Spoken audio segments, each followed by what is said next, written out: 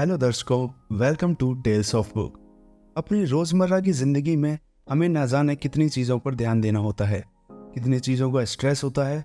इसके चलते इंसान अपनी ज़िंदगी खुलकर जीने में कंजूसी दिखाता है। उसे हर वक्त ऐसे शांति की तलाश होती है जिससे उसका मन और शरीर दोनों तृप्त हों।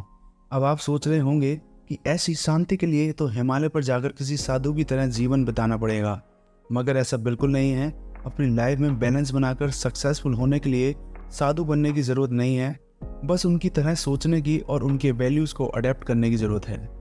इसी मोटिव के साथ फेमस मोटिवेशनल स्पीकर, लेखक और डिजिटल कंटेंट क्रिएटर जय शेट्टी ने अपनी किताब थिंक लाइक ए मॉन्क को लिखा।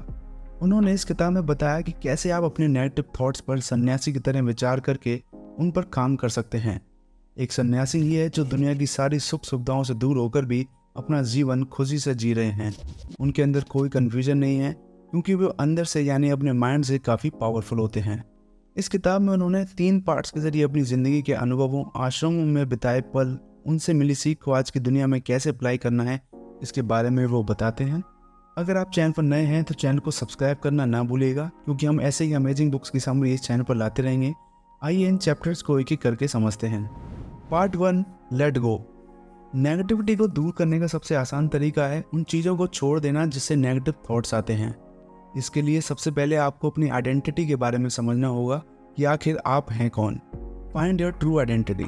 कभी ऐसा सुना है कि एक ही इंसान के बहुत सारे चेहरे होते हैं, इसको आइडेंटिटी कहते हैं। वे इंसान घर पर अलग, दोस्तों के साथ अलग और अपनी प्रेमिका के साथ अलग दिखाई पड़ता है। वो खुद को सिचुएशन के हिसाब से बदलते रहते हैं। हम सब बच्चे होते हैं तो एकदम स्ट्रेस फ्री होते हैं और खुश होते हैं, लेकिन जैसे हम बड़े होते हैं हमारे मन के शीशे पर हमारे एम्बिशंस की या समाज ने कही नेगेटिव बातों की धूल जमा होने लगती है। एक बार बहुत सारा पैसा कमा लूँ फिर तो सारी ज़िंदगी खुशी से जी लूँगा। बस इसी आशा में आप आज में खुश होना भूल जाते हैं। इसलिए अपनी आइडेंटिटी और जीने का असली मकसद पता करने पर आप फिर से बच्चे की तरह खुश और टेंशन फ्री जीवन जीने लगेंगे। अपनी आइडेंटिटी को जानने का बेस्ट तरीका है सेल्फ ऑडिट, यानी आप एकांत जगह में बैठ जाएं जहाँ कोई ना हो। आपको सोचना है कि आप क्या बनना चाहते हैं। क्या आप जिन लोगों के साथ रह रहे हैं उनके साथ रहकर आप जैसा बनना चाहते हैं वैसा बन सकते हैं। सेल्फ ऑडिट से आप दूसरे के इन्फ्लुएंस की लगी धूल को हटाकर अपनी आत्मा की आवाज़ सुनकर आप जैसा बनना चाहते हैं वैसा बन सकते हैं। Remove negativity. नेगेटिविटी से दूर रहने के लिए आप ये 3 स्टेप्स फॉलो कर सकते हैं। नंबर 1, 25-75-30। इसमें आप नकारात्मक व्यक्ति की कंपैरिजन में 3 गुना ज़्यादा प्रेरणा देने वाले लोगों को अपने जीवन में रखें। अपना 75% टाइम उन लोगों के साथ बिताएं जो आपको नीचे गिराना नहीं ऊपर उठाना चाहते हैं।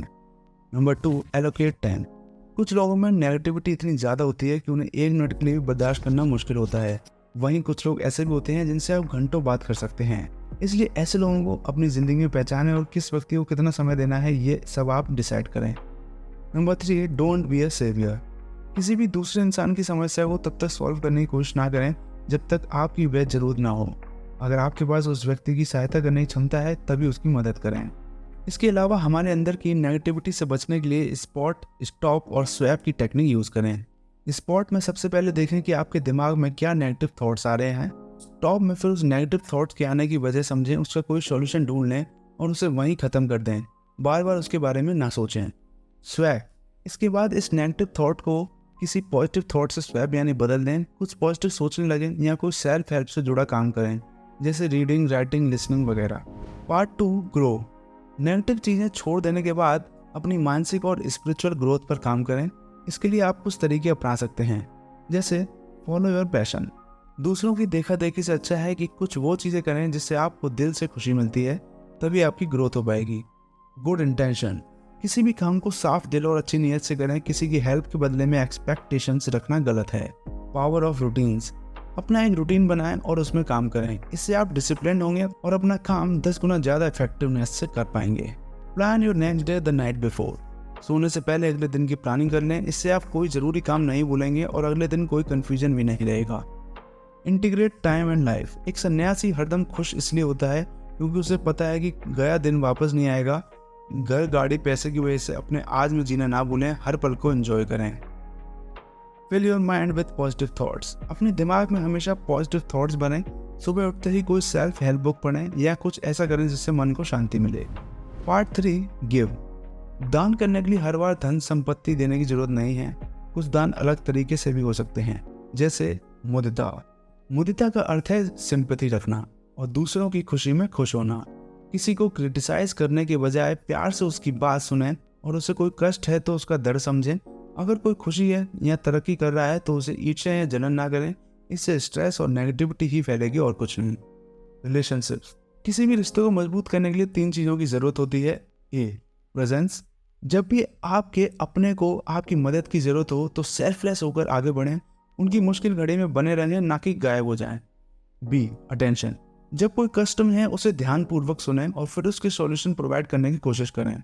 दूसरों के कष्ट में आनंद लेने से आपके साथ भी आगे कुछ ऐसा ही हो सकता है, क्योंकि हर किसी को कष्ट होते हैं।